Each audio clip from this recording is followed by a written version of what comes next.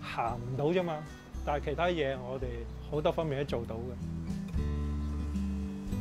坐咗輪椅之後咧，發覺坐住輪椅去幫人，真係一件好開心嘅事喎。如果真係幫到人，就算自己啊俾太陽曬啊，或者係俾雨淋啊，都係好開心。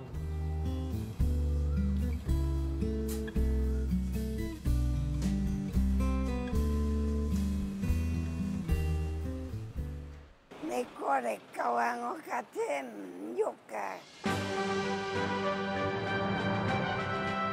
張姐佢俾電話我話佢個輪椅有咩故障咧，就我盡量諗辦法，或者盡快去幫佢哋睇睇。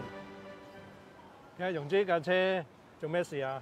唉，嗰兩嚿電跌得出嚟唔喐㗎。唔喐啊！睇睇架車有咩反應先啊！落車幫你睇睇有摩打同埋啲掣。插蘇位咧就甩咗出嚟，但係插極都插唔到。安排咗婆婆送佢翻到屋企先，師傅就去攞咗相關嘅零件，就去婆婆屋企樓下嗰度幫佢換。即係由4點鐘開始搞到7點幾，好難忘啊！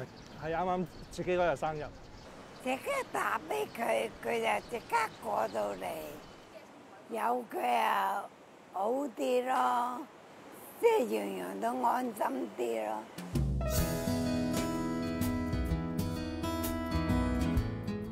坐住輪椅都行俠仗義去幫人，呢個輪椅俠自細就因為小兒麻痹而行得唔好，身體障礙更加訓練佢要自強。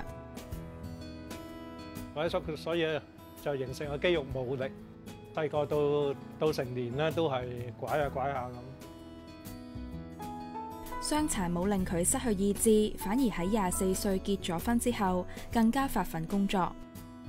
入到當時嗰個叫做香港電話公司啊，10年之間咧，差唔多升咗6、7級。當時離職嗰陣時咧，就係仍然都係做一個單位經理，轄下大約40-50人度啦。努力改變殘疾嘅命運，但係無論幾努力，都改變唔到腳步嘅情況再轉差。通常行2、3個鋪位啊，已經行唔喐。咁當時都好乜嘢，好頹喪噶。未坐過輪椅嘅人咧，就有種感覺，我點都唔坐輪椅嘅啊！但係當你真係需要用輪椅嗰陣時，你一坐落去咧，你係覺得好開心，因為樣樣可以做，自己可以做到啊嘛。坐住輪椅令寶強嘅生活方便咗。不過呢個拍檔都有唔聽話嘅時候，佢就試過喺條街度突然之間失靈，令寶強好措手不及。個轆甩咗出嚟，咁跟住坐落地下，將個後轆咧拍翻上嗰條軸心嗰度，跟住又行大約10個、8個鋪位度啦，咁又甩出嚟，咁都好無奈。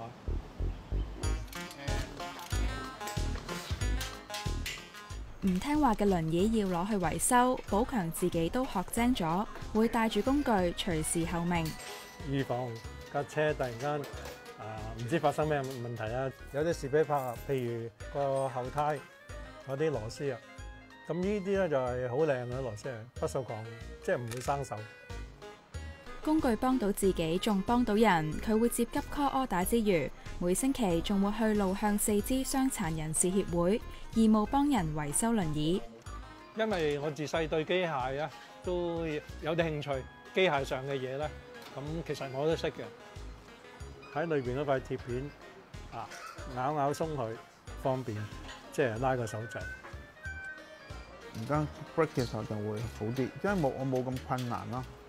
佢會更加細心啦，因為知道只要一粒螺絲稍為鬆少少，咁都足以令到成架輪椅可能跌低啊，或者個人跌低啊咁。最終係幫佢整好咗啦，係咪好開心啊？